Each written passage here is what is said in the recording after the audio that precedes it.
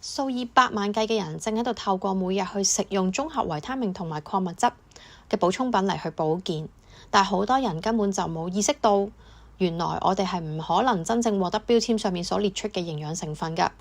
原因係發生喺礦物質上面。Oligo 呢一個技術係協助礦物質吸收得更加好，佢係美樂家獨家研發嘅，目的係希望最大化補充品嘅效用，並且確保你可以獲得標籤上面所列出嘅所有營養素。今日呢個示範好希望你可以見到傳統礦物質嘅一啲問題，並且 Oligo 呢個技術係點樣去解決呢啲問題。喺水裡面，我哋會添加啲白醋嚟模擬胃裏邊嘅酸性環境。其中一個杯裏邊呢，我哋會加入銅呢一種礦物質。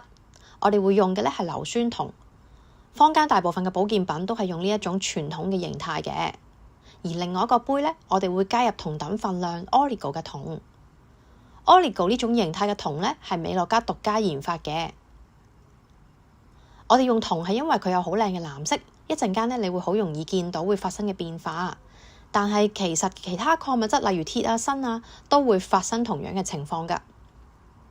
而家你可以見到兩種嘅礦物質形態基本上都好容易溶解晒喺胃酸嘅環境裡面，但係真實嘅人體裡面礦物質嘅吸收唔係喺胃度發生㗎，而係喺酸鹼值呈中性同埋略鹼性嘅腸道裏邊發生嘅。所以我哋會添加一啲鹼性嘅物質嚟去模擬真實嘅腸道環境。我哋喺杯裏邊分別會加入一啲小蘇打，令到酸鹼值可以提高到去到7左右。而家你可以開始見到傳統礦物質形態嘅第一個問題，含有硫酸銅呢個杯開始變得非常混濁。隨住時間，呢個現象會更加明顯。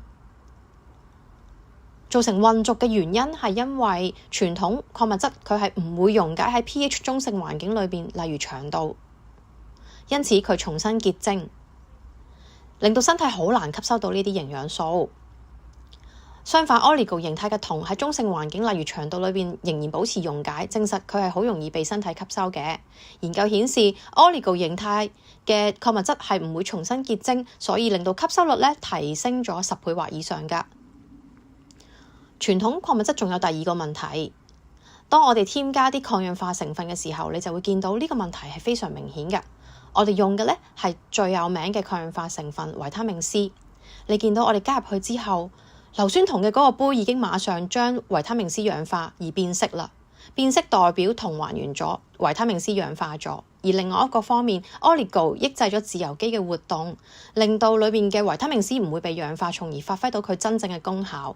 如果呢個係你嘅小腸，代表維他命 C 同其他嘅抗氧化營養素喺未被吸收之前，已經完全俾自由基破壞晒啦。而 Oligo 能夠保留更多嘅抗氧化營養素。事實上，研究指出 Oligo 保留嘅關鍵抗氧化營養素比其他傳統礦物質形態高出5倍。如果我哋將時間加快，你會見到兩種形態嘅分別。